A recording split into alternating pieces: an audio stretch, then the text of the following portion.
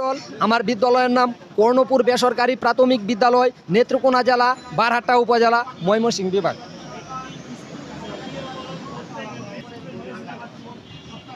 9 জানুয়ারি 2013 সালে যখন 26,193টি বেসরকারি প্রাথমিক বিদ্যালয় জাতীয়করণ করা হয়, আমরাও সেই ঘোষণার আলোকে, সেই গেজেটের আলোকে সমযোগ্যতা আমাদের আছে বিদায় আমাদের চেয়ে কম যোগ্যতা বিদ্যালয়গুলো জাতীয়করণ হয়েছে।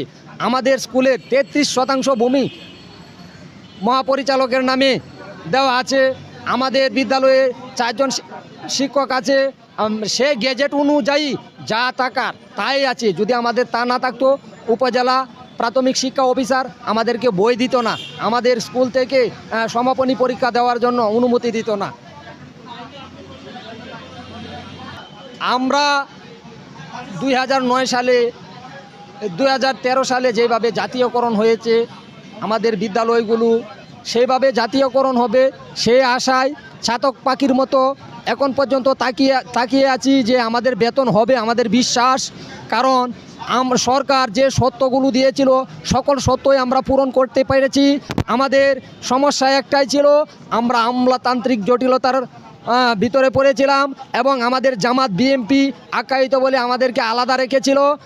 যেহেতু সেই বৈষম্য এখন দূর হয়েছে, আমরাও বিশ্বাস করি প্রফেসর ডক্টর ইউনূস স্যার আমাদের সেই বেড়াজাল থেকে বেরিয়ে নিয়ে আসবে, আমাদের ডালমুতুর ব্যবস্থা করবে।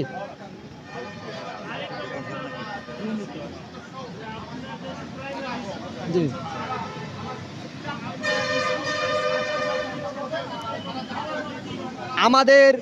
আমাদের বিদ্যালয় বেসরকারি প্রাথমিক বিদ্যালয়, একটা সরকারি প্রাথমিক বিদ্যালয়ের তুলনায় 152 জন স্টুডেন্ট সবসময় থাকতে হয়। আমাদের বিদ্যালয় ঠিক তেমনই আছে। যদি ঠিক আমি আপনাকে ইতিপূর্বে বলেছি যে সকল শর্ত পূরণ করতে পারছি বিদায় উপজেলা শিক্ষা অফিসার আমাদেরকে বই দিয়ে যাচ্ছেন এবং আমাদের বার্ষিক পরীক্ষায় অংশগ্রহণের সুযোগ সুবিধা দিচ্ছেন। যদি আমরা এ শর্তের বাইরে থাকতাম তাহলে আমাদের এই সুবিধাগুলো দিত না।